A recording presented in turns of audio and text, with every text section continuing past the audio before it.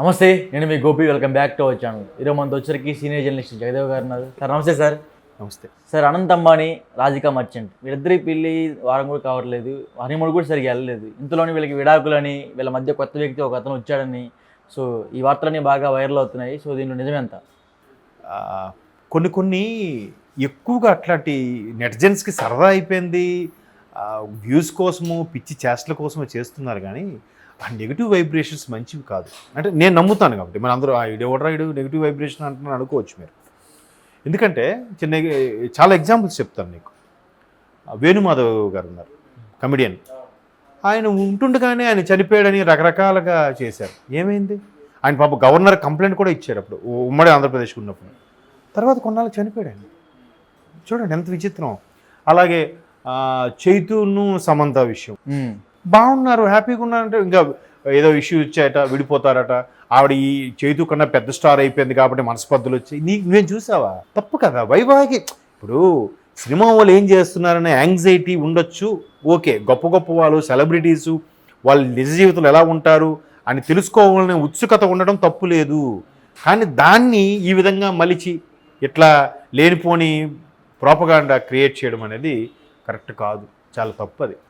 ఈరోజు మన సంబంధం పెడితే రేపు ఆ నెగిటివ్ వైబ్రేషన్ అప్పుడు మనకు కూడా కొడుతుంది. సో అట్లాగే ఈ అనంత్ అంబానీ, ఆవిడెవరు, రాధికా మర్చెంట్, ఇప్పుడు రాధికా అంబానీ. సో ఇప్పుడు పెళ్ళి మీరు అన్నట్టు వారం కూడా అవ్వలేదు, ఇంకా హనీమూన్కి కూడా లండన్ అక్కడికి వెళ్తారన్నట్టుగా నేను వార్తలో చూశాను.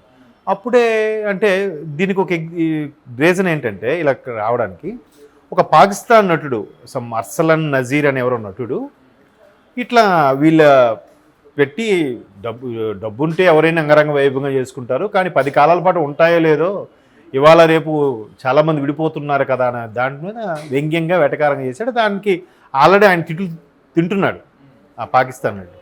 మేబీ పాకిస్తాన్లో కాబట్టి భారతదేశం సంబంధించి ఏదైనా వాళ్ళకి ఆ జలస్ కుళ్ళు ఉంటుంది, అది తట్టుకోలేక వాళ్ళు టెర్రరిజానికి పెంచి పోషించడం, ఈరోజు వాళ్ళ ఆర్థిక పరిస్థితి చాలా దారుణంగా ఉండడం, ఆ పాకిస్తాన్ బార్డర్లో ఉండే చాలా ప్రాంతాలు కూడా మమ్మల్ని భారతదేశంలో కలిపేయండిరా బాబు, మాకు ఎందుకు ఈ శిక్ష అన్నట్టుగా కూడా ఉంది పరిస్థితి, తెలుసా మీకు? సో అట్లాంటి పాకిస్తాన్ నుంచి ఉన్నవి కాబట్టి ఎదుటివాడు గొప్పతనాన్ని తట్టుకోలేక కామెంట్ చేసి ఉండొచ్చు.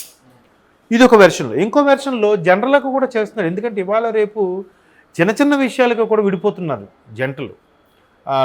నేను ఉద్యోగస్తురాలే, నేను సంపాదించగలను, నువ్వు లేకపోతే నేను బతకలేనా, ఇట్లాంటి ఫీలింగ్ వస్తుంది. అది కాదు కదా అక్కడ. కోర్స్ మగవాడు మగ ఆధిపత్యం చూపించినప్పుడు ఆడవాళ్ళకు కూడా ఇదేం, బట్ పూర్వం కూడా మగ ఆధిపత్యం చూపించారుగా. బట్ అప్పుడు తల్లులు భరించారు కదా. ఆడదానికి భూదేవికి మించిన ఓర్పు ఉంటుందని అన్నారుగా. ఇప్పుడు ఇలా అన్నా అనుకోండి, అంటే ఎంతసేపు ఆడవాళ్ళే భరించాలా, మగవాళ్ళు భరించకూడదా అని అంటారు. అక్కడ కాదు, సందర్భం బట్టి ఒకసారి వీళ్ళు తగ్గాలి, ఒకసారి వాళ్ళు తగ్గాలి. ఎవరి వైపు న్యాయం మాట్లాడలే మనం, సందర్భం బట్టి.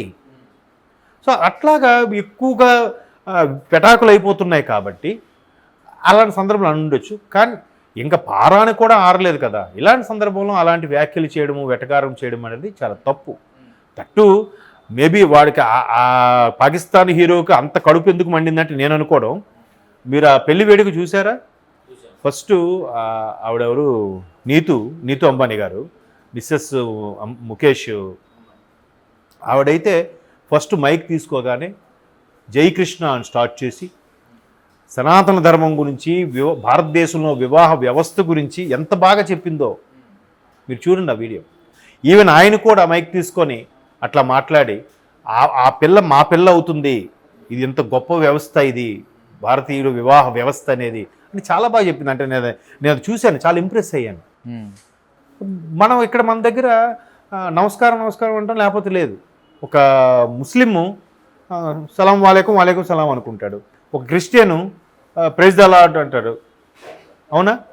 మరి హిందువులు ఎందుకు ఒక జై శ్రీరాము, జై శ్రీకృష్ణ, శ్రీమన్నారాయణ అనుకోవచ్చుగా అంటారు నామూషి. ఎందుకులే, అమ్మాయిలు బొట్లు పెట్టడం మానేశారు, గాజులేయడం మానేశారు, అట్లీస్ట్ ఎట్లా అని అనుకోవచ్చు కదా.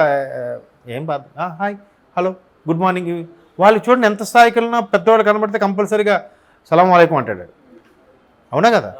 మీరు అబ్జర్వ్ చేయండి, ఆడు ఏ పొజిషన్లో ఉన్నాయి, ఎంత ప్రొఫెషనల్ అవని, మనకెందుకు లేదు, మనకెందుకు ఉండకూడదు? సో అది ఉండాలి అన్నట్టుగా అంత స్థాయిలో, అంటే ప్రపంచంలో భారతదేశంలోనే నెంబర్ 1 కుబేర్లు కదా వాళ్ళు, ప్రపంచంలో కూడా ఒక ర్యాంక్ ఉంది కదా వాళ్ళకి, టాప్ 10లో ఉన్న వాళ్ళే కదా. మరి వాళ్ళు కూడా ఎంత చక్కగా సంప్రదాయబద్ధంగా అలాగని పెళ్లి కదా అని చెప్పి ఇష్టాసారం వేసుకోలేదే, సంప్రదాయబద్ధంగా చీరలు కట్టుకొని చక్కగా అలంకరించుకొని జై కృష్ణ. ఎంతవని 140 కోట్లు అవని, 140 రూపాయలు అవని, ఫుట్పాత్ దొరికిన కాటన్ చీర అవని, ఆ భారతీయతకి ఆ చీర ఉండే నిండుతనం ఇంకా దేనికైనా ఉందా? మరి అట్లా చేసి చక్కగా కట్టి జై కృష్ణ అని చెప్తూ వివాహ వ్యవస్థ గురించి మాట్లాడుతూ అంత బాగా చెప్పారుగా. మేబీ ఇవన్నీ చూసి కూడా ఆ పాకిస్తాన్ నటుడికి, పాకిస్తాన్ మనం ఏం చేసినా కడుపుమంటే కదా వాళ్ళకి, అరే వీళ్ళు ఎంత బాగున్నారే, మనకన్నా మంచి పొజిషన్ ఉన్నారే. ఈరోజు ప్రపంచ జీడిపి రేట్లో చూస్తే ఇప్పుడు మనకి నెక్స్ట్ జపాన్తో పాటు దగ్గరలో ఉంది అన్నట్టుగా, జపాన్ కాదు, జర్మనీకి దగ్గరలో ఉంది అన్నట్టుగా ఏదో చెప్పారు. ఇప్పుడు జర్మనీకి కన్నా ఒక మెట్టు ముందుకు వచ్చింది అన్నట్టుగా మొన్న ఎక్కడో చదివాను. ఇట్లాంటి జీడిపి వృద్ధి అవుతుంది, టెక్నాలజీ పెరుగుతుంది. ప్రపంచంలో ఏ 5గురిని తీసుకున్నా 5గురిలో ఒకడు భారతీయుడు ఉంటున్నాడు ప్రతి సెక్టార్లో కూడా. అట్లా ఎంత డెవలప్ అయింది వాళ్ళకి ఎట్లా ఉంటుంది? దట్టు బీజేపీ వచ్చినప్పటి నుంచి కూడా బాగా పరుగులు పెడుతుంది. అలాంటప్పుడు కడుపు మంటది కాబట్టి ఆడు ఏదో అనాలి. ఒక నటుడయ్యండి ఎందుకు అంటే అక్కడ పాకిస్తాన్లో ఫేవర్ పొందడానికో లేదా పాకిస్తాన్లో వ్యూస్ పెంచుకోవడానికో అయ్యుండొచ్చు. అలాంటి వాళ్ళని మనం ఇక్కడ హైలైట్ చేయొద్దు. వాడు ఇలాగ అన్నాడు, వాడిని ఎందుకు పని చేసి వాడికి వ్యూస్ తెప్పించడం ఎందుకు, వాడు ఎక్కువ చూడడం ఎందుకు, అట్లాంటి సిజరింగ్ ఇచ్చేయాలి. సో వాళ్ళు అంత చక్కగా అంత స్థాయిలో కూడా వైవాహిక సంబంధం గురించి కానీ పెళ్లి గురించి కానీ, అంతకుముందు ఎంగేజ్మెంట్ అయినప్పుడు కూడా నేను గోల్డెన్ స్పూన్తో పుట్టినా కూడా ఇంత హర్డిల్స్ ఫేస్ చేశారని మాట్లాడాడు అనంత్ మాట్లాడితే దానికి ముఖేష్ ఎమోషన్ అవి కళ్ళలు నీరు వచ్చేసాయి ఆయనకి. ఉంటాయి, ఎంత లేనోడికైనా సమస్యలు ఉంటే ఉన్నోడికి ఒక రకమైన సమస్య, లేనోడికి ఒక రకమైన సమస్య లేనివాడు ఎవడున్నాడు చెప్పండి. బట్ అవన్నీ అధిగమిస్తూ ఇట్లా మొన్న ఎవరో మిత్రులు చెప్తున్నారు, గోదావరి జిల్లా నుంచి 3 వెళ్ళారంట బ్రాహ్మణులు పురోహితులు అంబానీ పెళ్లి చేయడానికి, వివాహం చేయడానికి. వాళ్ళు కూడా చెప్తున్నారు అంత స్థాయి వాళ్ళు కూడా పేరున వచ్చి వాళ్ళు నమస్కరించి ఆశీర్వాదం తీసుకొని మాకు ఇవ్వాల్సిన దానికన్నా ఇంకెక్కువే ఇచ్చారు, మాకు అన్ని లాంఛనాలతో పాటు సంభావన ఎక్కువ ముట్ట చెప్పారు, ఎంత మర్యాదగా చూసుకున్నారు. అది కదా కావాల్సింది. అవి చూడరు ఎందుకు, అవి చెప్పరు ఎందుకు? ఎవడో ఇలాంటి వాడు వచ్చి మధ్యలో వాళ్ళు కాళ్ళు పారాని ఆరలేదు విడిపోతున్నారు, ఎంతే ఆయన ఎందుకు పచ్చని సంవత్సరాలు నిప్పులు పోస్తారు అంటే ఆ కడుపు మంటతో వచ్చే మాటలు అవి. పాకిస్తాన్లో అతనైతే ఇక్కడ మన ఆంధ్రప్రదేశ్లో వేణుస్వామి అంటారు. అట్లా పేరు ఎందుకులే, మళ్ళీ ఆయన మనోభావాలు దెబ్బతింటాయి అంటే చెప్తున్నాను. అట్లా ఎప్పుడైనా సరే చూడండి, వేణుస్వామి అన్నారు కాబట్టి చెప్తున్నాను. మరి అది ఆయన ఇష్టం, ఆయన సిద్ధాంతి పండితుడు కాబట్టి. నాకు తెలిసిన ఫ్రెండ్ ఒక ఆయన ఉన్నాడు సిద్ధాంతి, నేను ఆయన ఆచార్య అని పిలుస్తుంటాను. అంటే అంత నాలెడ్జ్ ఉన్నవారు కాబట్టి ఆయన గురువు సమానంగా చూస్తాను. ఇప్పుడు ఆయన కూడా ఎప్పుడు చెప్తాడు, ఏమండి వాక్శుద్ధి ఉంది కదా అని చెప్పి ఏది పడితే అది మాట్లాడకూడదు. జ్యోతిష్యుడు అనేవాడు ఎస్పెషల్లీ మంచి అయితే చెప్పచ్చు, కానీ చెడు అయితే మాత్రం అది అవ్వదు కాదు అనే పదాలు కూడా వాడకూడదట. వాళ్ళ నోటి నుంచి అలా వస్తే అది జరిగిపోద్ది. అంత శక్తి ఉంటుంది వాళ్ళకి, ఆ ఇంట్యూషన్ పవర్ అంటారు దాన్ని. సో ఒకవేళ ఈ మా మిత్రుడు ఆయన ఆచార్య అని చెప్పాను కదా, ఆయనకి చూసారు ఎంత తేడా ఉంది.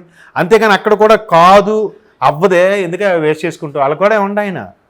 అవునా, చేయండి ప్రయత్నం చేయండి, చూద్దాం. భగవంతుడి భారం వేసి చేయండి అని అంటాడు. అంటే అర్థం ఏంటి, ఇది మనకి అవ్వదు అని ఇండైరెక్ట్గా ఆయన హింట్ ఇస్తున్నట్టు. అంతేగాని అది అవ్వదు, వాళ్ళు బతకరు, వాళ్ళు విడిపోతారు, ఇది తప్పు. కాబట్టి అంటే ఆయన వేణుస్వామి గారు అన్నారు కాబట్టి చెప్తున్నాను. సో ఎవరిష్టం వాళ్ళది, ఆయన స్టైల్ అది, ఆయన మాట విధానం అది. కాబట్టి ఎవరో పాకిస్తాన్ నటుడు ఏదో అన్నాడని మనం దాని మీద అసలు ఇట్లా డిస్కస్ చేయడం కూడా వేస్ట్ అబ్బా. బట్ వాళ్ళు ఎప్పుడు 100 హ్యాపీగా ఉండాలి, ఉంటారు కూడా. Okay sir, thank you.